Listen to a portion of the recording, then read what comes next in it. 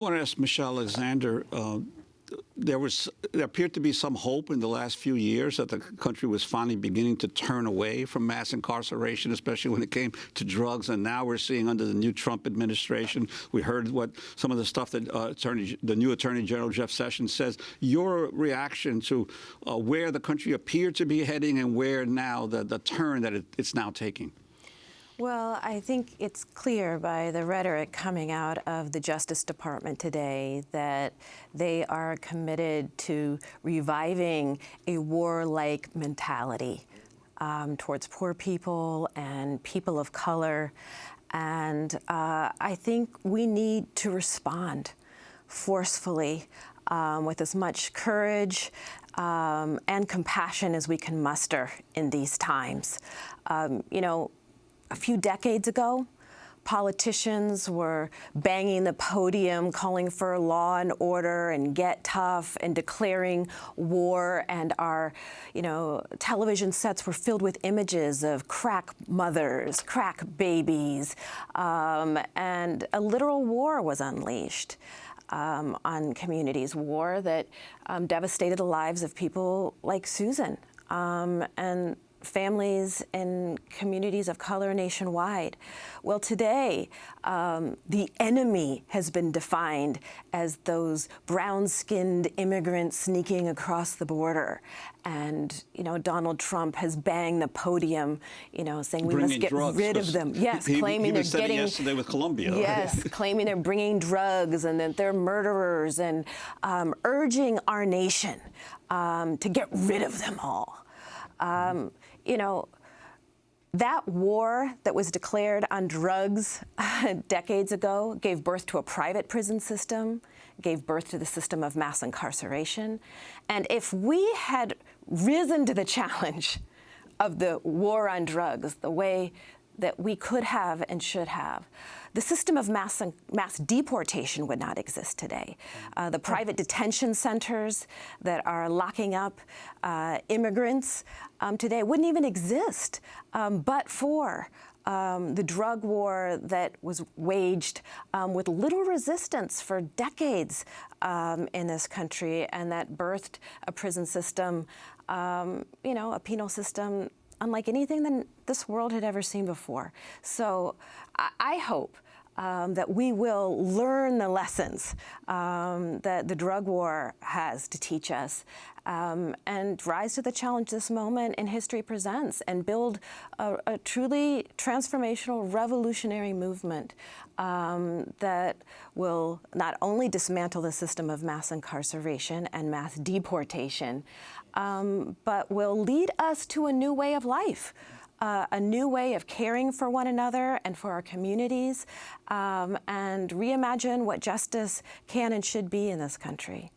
But, Michelle, that's not the direction, of course, of the Trump administration. Jeff Sessions, the Attorney General of the United States, just announcing an escalation on the war on drugs, going after drug offenders, people who are addicted. Can you talk about the significance of what this means, pushing for mandatory minimums when there's been this consensus now in many ways across the political spectrum of the right, from the Koch brothers to Newt Gingrich to progressives who've been pushing for reform for a long time? What does this mean? What effect will it have? Well, at the federal level, it'll have a significant effect for those who are arrested and charged with federal crimes, particularly drug crimes, and who, be facing years, perhaps decades longer than they might otherwise have. Before, Sessions kind of overturned Obama's memo directing a slightly more compassionate approach.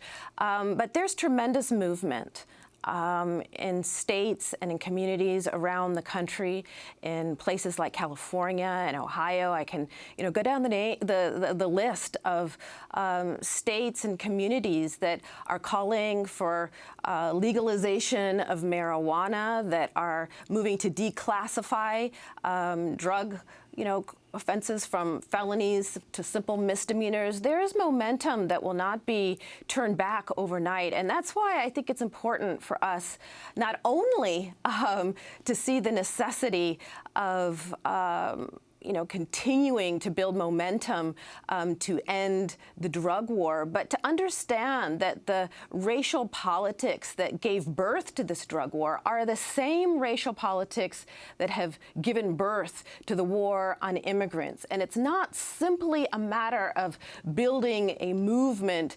to reform drug policy.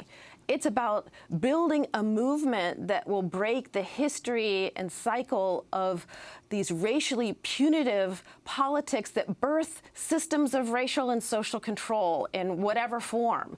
And so I'm hoping that in the months and years to come that we'll see more coordination, more unity between the movements to end mass incarceration and the movements to end mass deportation, and come to see it's the same struggle to define who is worthy, who has dignity and value, and who is disposable.